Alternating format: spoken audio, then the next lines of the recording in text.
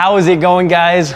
Welcome back to the channel. We are continuing on with the aerodynamic mods. We've got the big Verus wing installed on the back. We've got their front splitter installed in the front of the car. But if we take a look at where it meets with the bumper, there's that awkward gap. And what ends up happening is the high pressure air that's built up on top of the splitter is able to escape through that gap. So to help prevent that, Verus has actually sent me this.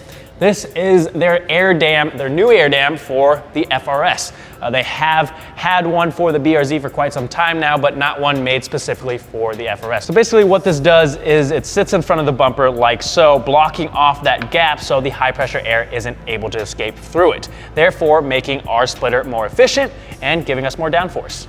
If we take a look at the passenger side, you'll see that I already have this piece bent into the correct shape.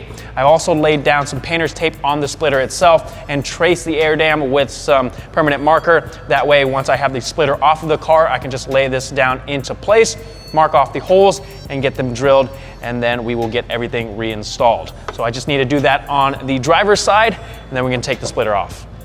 To align the air dam, we're first gonna need to find the center point of the splitter. We're gonna do so by measuring the distance in between these two clevises here, which is about 16.5 inches. So the center of that is gonna be about 8 1/4. So I've marked that with this little line here on the tape. We're gonna place this down against the splitter, and then we can start bending.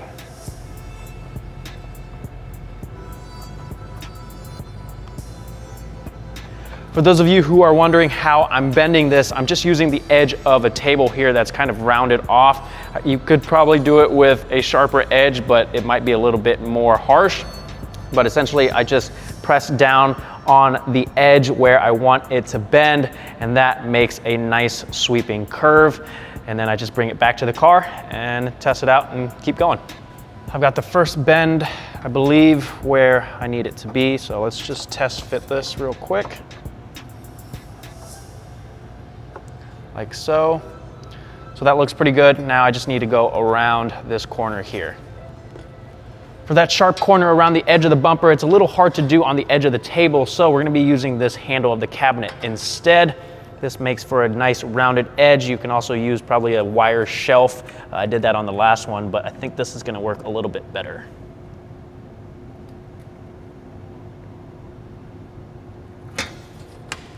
I've got the driver's side piece all bent to shape, tape laid down, so now we can go ahead and trace it.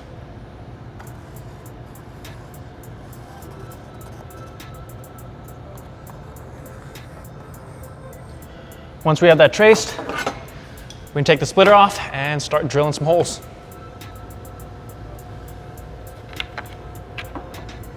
Come on. All right, there we go.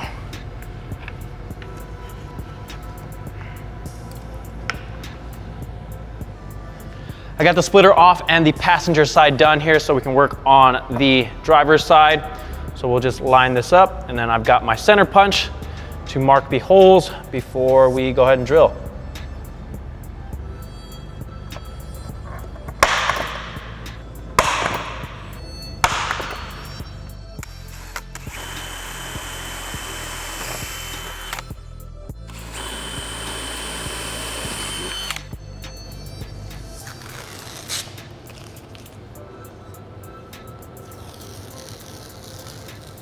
All of the holes are now drilled, so we can start bolting this up.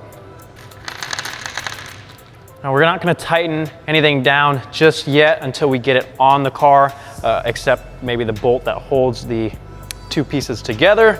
Once it's on the car, since we're not gonna be tightening it down, that'll give us a little bit of wiggle room just in case we got the holes a little off. And then once everything is aligned where we need it, we can tighten everything down from the bottom.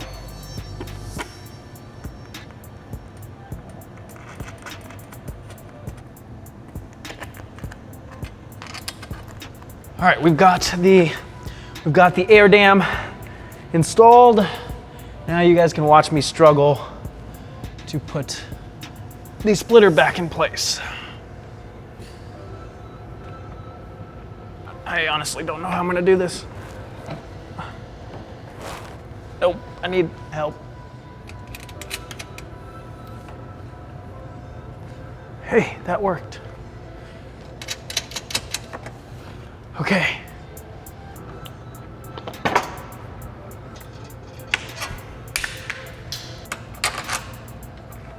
I've got the splitter back on the car with the air dam installed. Now I just need to go around, tidy things up, and then tighten all those bolts, and we should be good.